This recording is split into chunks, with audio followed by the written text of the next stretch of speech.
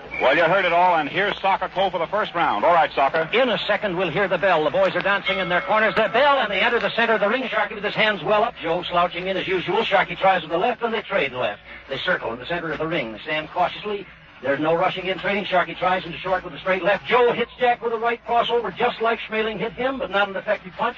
Joe comes in with a straight right and a left to Sharkey's head. The right over us. He lands a left to Sharkey's body and a right chop to the chin and a right and a left to the body. Sharkey lands a right uppercut to Joe's face and to his body and a left hook to the side of his head, and they tangle. Arthur Donovan separates them. They're both very cool. Jack tries with a straight left. He takes two straight rights to the side of the head, then a straight and a very hard right to the chin. He comes back in gamely with a right to the body, and they tangle. They're squaring off in the center of the ring, boxing with each other. Joe feints with his body. He feints again with his body. Jack short to the left. Joe tries with a wild right and misses. Jack weaves inside, lands a right hand to the body. They're standing close. Joe lands a left hook to the body and a right cross to the head and a right cross to the head and a right cross to the head. And he's laying Sharkey back over the rope. Very gamely, Jack pushes him out there in the center of the ring, squared off again. Sharkey's feinting with the body, but Joe doesn't fall. He's short with the left hand, trying to pull punches from Sharkey. They're both being very cautious. Now out in the center of the ring. Jack leads with a long left. Not there. He tries with a wild right and circles Joe's neck. He tries with an inside right hand uppercut in close, pushes Joe to the ropes. Arthur Donovan, the referee, pulls him back. Jack tries with the left and misses. He tries the left hook and misses. The punch is really to keep Joe off or to draw a punch from him.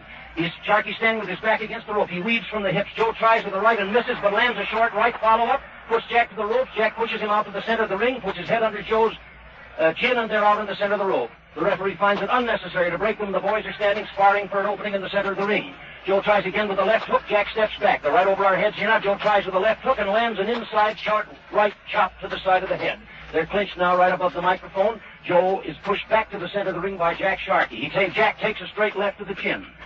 They're sparring in the center of the ring for an opening. Joe is being breaky. He lands a straight left to Jack's chin. Jack weaves inside, drops low, but takes a right hand from Joe. He pushes Joe against the ropes on the far side of the ring. Joe pushes him away, and they're sparring for an opening in the center of the ring. Joe is short with a straight left. They're sparring in the center of the ring under the microphone. He's short with a straight left. He lands a straight left to Sharkey's chin. Now Jack tries with left again. He's short. He takes a light left to the face as he comes into a clinch and works on Joe's body. Right, left, and pushes Joe into the ropes in this corner. They're out in the center of the ring once more. He lands a straight left to Joe's face and takes a light left in return. He lands another left to Joe's eye. Joe lands a straight left. They're sparring now. The punches are very heavy. Jack feinted with his right hand, but Joe stepped back. There was no punches landed. Jack feinted again with his right hand, but Joe didn't step back. Jack lands a straight left, another straight left to the head. Not heavy punches. He's pulling some punches from Joe now. He's feinting very cleverly and very scientifically, weaving with the body and feinting with the hand. And he's doing a very fine job of it. Joe tried with the left and right to the head. Both punches misses. Jack drops inside, lays close on the chest. Arthur separates them. They're standing over our heads in the center of the ring, and Joe tries a right to the head and a left to the body, the latter landing as the bell rings. Jack chops a left to the head, and here is Ted Husing. Now they're hanging on the ropes, each seated on his chair, very calm, both of them. There's the bell. They come to the center of the ring. Jack puts his hands up well in time. He wipes his nose cautiously, stands out in the center of the ring, feints again with that, swings from the hips. Joe is laying back, watching for an opening. He tries with a very light left hook. Doesn't mean it. He tries another left hook, and Jack lands a nice straight left to Joe's face.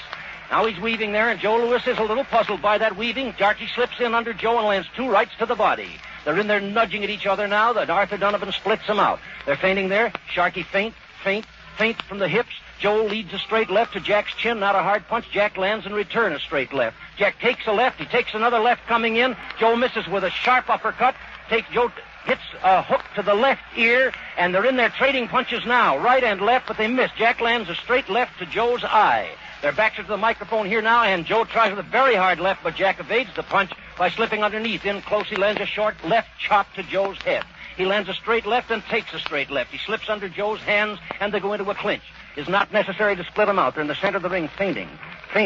Watchfully, two fine athletes here. Joe tries with a long left. He tries to a long left to Sharkey's left eye, and it lands. Now they feint.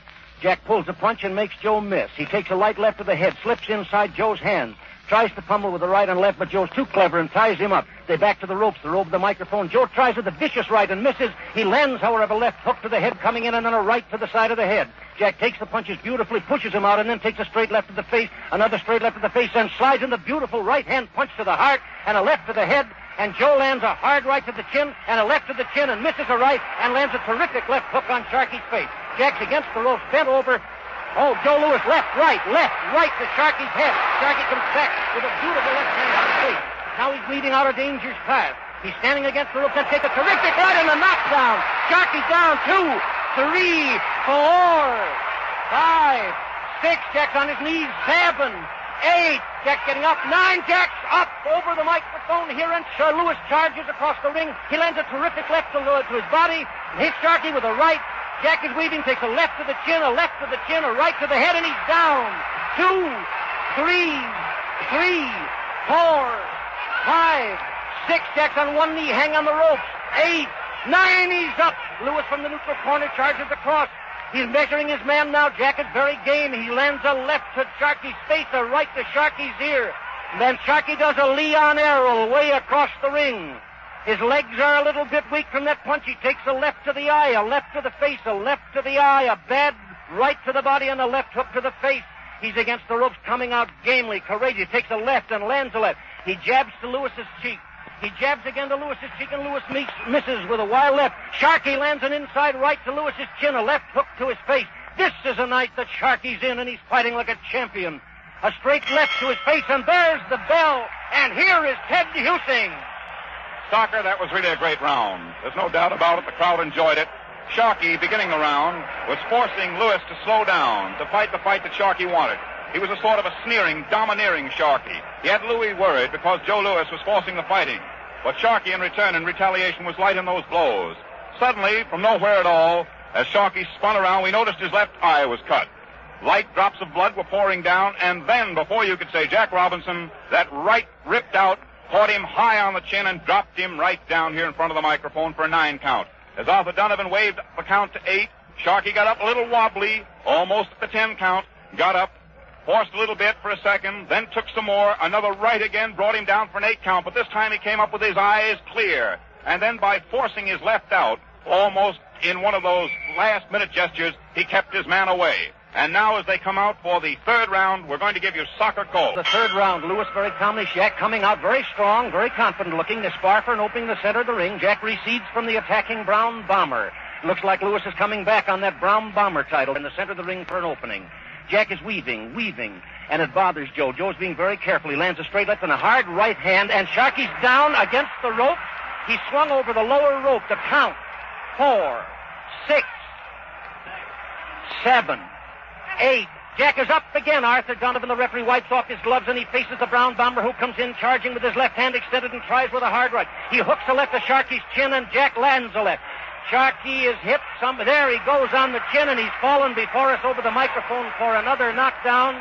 He's sitting here, taking his mouth guard out, shaking his head. It doesn't look as though he may make it this time. He's 9, 10, and out. 10 and out. Jack made a good fight of it. They're in the center of the ring now, and I'm going to send Ted Husing up into the organization there. Of course, the crowd has gone mad with excitement. The Brown Bomber, once again, is the Brown Bomber, and I'm going to send Ted into the ring to give you the lowdown on what's happening. Take it away, Ted Husing. All right, ladies and gentlemen, here we are. Joe Louis has done it again. He's on the comeback trail. Joe, will you say a word to the audience? 1 minute. Oh, everybody, I'm glad I win. That was Joe Louis's brief statement. You must have something more to say, Joe. You really fought a magnificent Well, I battle. hope I win. Ran the right to go back to the championship anyway. Fine out, Joe. Okay. Joe Louis has just been pulled out by Harry Balo. I'm going to turn it back to Soccer Cole. Perhaps for just a moment he can give you an analysis. Well, the analysis is that the Brown Bomber was the Brown Bomber of old. He was beautifully timed. He was completely confident. And don't think that he had an easy fighter to lick, because Jack put up a good, stiff fight. He was very fast. He weaved beautifully from the hips. He moved around the ring well. His feints were working just like a Swiss watch. And he did a grand job out of this fight. The point is that the old Brown Bomber was the Brown Bomber of old. I'm interested now particularly in recalling to Eugene Tunney's comment just before the boys went into the ring. This Joe Louis is the best prize fight prospect that has been seen in a great many years. What happened in the Schmeling fight may have been overconfidence or may have been any one of a dozen things. But tonight he was the Brown Bomber of old. And the beating that he'd taken from Schmeling in no wise interfered with his high courage, his fine boxing in the ring. He timed himself perfectly. He punched straight and punched hard and punched short. And he beat a very good fighter tonight. Jack Sharkey, don't dismiss with a shrug, because he did a fine job. He worked hard, he worked fast, and he took a lot of punishment. I think, as I recall it, there were 4 knockdowns. And Jack got up from all of them and tried to get up from the last one. They're leaving the ring now. And Sharkey looking pretty disconsolate, but nevertheless nothing to be ashamed of. Jack Sharkey, will you say a word? Well, I don't think there's very much that one can say after a defeat. Naturally, one's depressed quite a bit. All that I can say is give the other man credit. Youth must be served, of course, naturally. But the same boast that I made the other day would have been carried through years ago, of course, to say youth must be served. So, evidently, from the looks of tonight's outcome, someone made a mistake. Thank you, Jack Sharkey. That was very gentlemanly of you. For a man of his age, he fought a very, very beautiful fight. He was in excellent condition. He was as lean as a panther, but he was just in there with a better, younger man. And a good young man, I think, can always bring down a good old man. And that's the way you'll have to sum it up.